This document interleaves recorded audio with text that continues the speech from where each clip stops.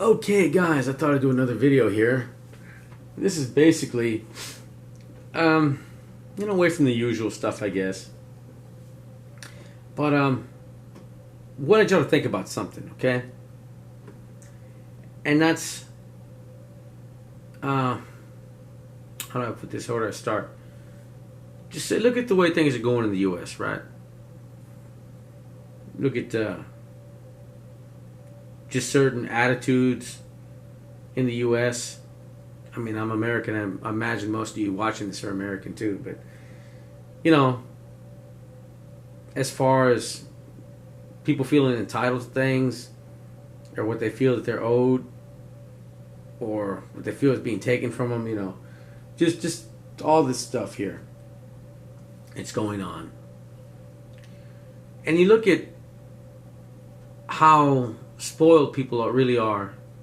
Like at work, this one guy, I try to, just way back, trying to explain metals and inflation to him. And I try to tell him, hey, look, really the dollar's not backed by anything. It's good to put, I invest in some silver, certain stocks and, stuff like that. Just, hey man, you should, put your money carefully, because he had shitloads of debt. He didn't really care about stuff like that. And basically, he'd say nothing would ever happen, blah blah blah. We're the American consumer, and nothing can replace us, and blah blah blah. And I'm like, that makes no sense, man. I'm like, if you were to go give the Chinese the opportunity to take all this stuff, here's a credit card, you can run up debt, borrow money, give the Chinese that ability, give anybody, go to Mexico, go to Canada, go to China, go anywhere, go to India, anywhere. Hey, look, we're going to give you the ability to borrow and borrow and borrow and never pay back, right? I said, do you think anybody would say no? Who would be stupid enough to say no to that? Here's all you want, never pay it back. He would say, like, we're the American consumer, we take and take and take, and we've had enough, there's some left over, we'll take that too. I'm like, so basically, just wanting things, right, is a rare American trait. Nobody else can replicate that. Nobody else wants things like we do, huh?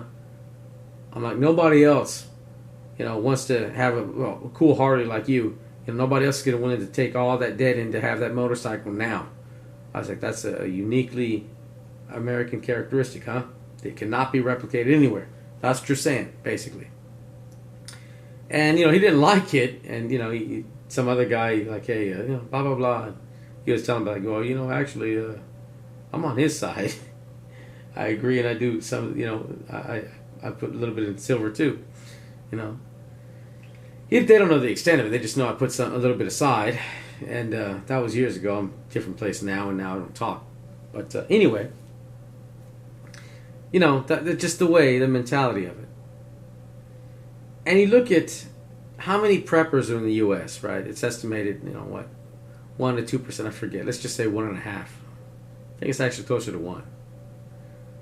So, 1%, right? There's another thing there. People think that the rich 1% have everything, this and that. I mean, and stealing money with taxes is actually like 1% of the 1%, something like that. Probably the hedge fund manager with the carried interest, right, to get exempt from taxes. So if you raise taxes on rich people and these dickheads are exempt, well, guess what? You can raise it to 200%. And if they're exempt, right, by that carried interest, well, then they still don't pay. So it really doesn't matter.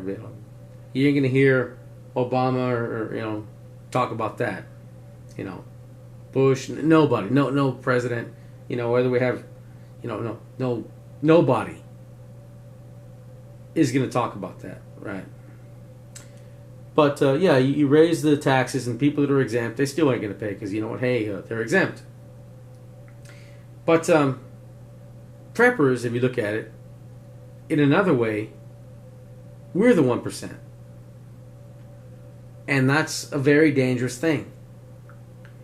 That means for every one prepper family out there,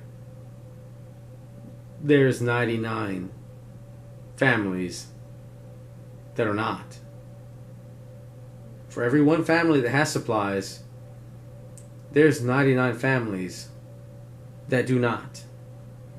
Right? So, let's say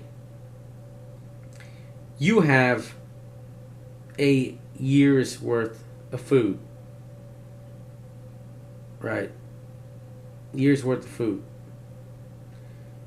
And you try to feed the other 99 families. You would divide that, man.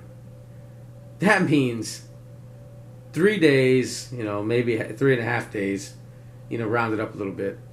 3.5 days later, you divided that, your supplies is history. Now, something to think about here. Remember, any disaster, whenever the supply lines are cut, whatever, the blizzard, hurricane, flood, whatever, when does food run out? 3 days later. So basically, you have a year's worth of supplies. If you divided that equally, it'd make basically no difference. No difference. I mean, if everybody was divided up, then probably the average food, would go from 3 for a year's supply, 3 days to 6 at the most if you had an effect. That'd be the absolute most you could hope for. So that says a lot right there, man. If you're a prepper, you are the 1%. So that's why you need to keep quiet, right? Under the radar, hidden. So, anyway, I just really thought about that today, just thinking about it, 365 days. You divide that down by the amount of people, the year's worth of supplies divided by 100 people. That's you basically it's all gone in 3 days if you divide that up. And like I said again, your average food disappears off the shelf about 3 days later, so maybe you wouldn't have any impact. The most you would have is just, doubling that up to 3 to 6 days. Absolute most you could achieve if you were to divide it. So, all the more reason you got to take care of yourself, take care of your family, keep quiet, hunker down. Anyway, I just thought I'd make that, huh? Guys, give me your thoughts on that, huh? You guys have a good one. Think about that.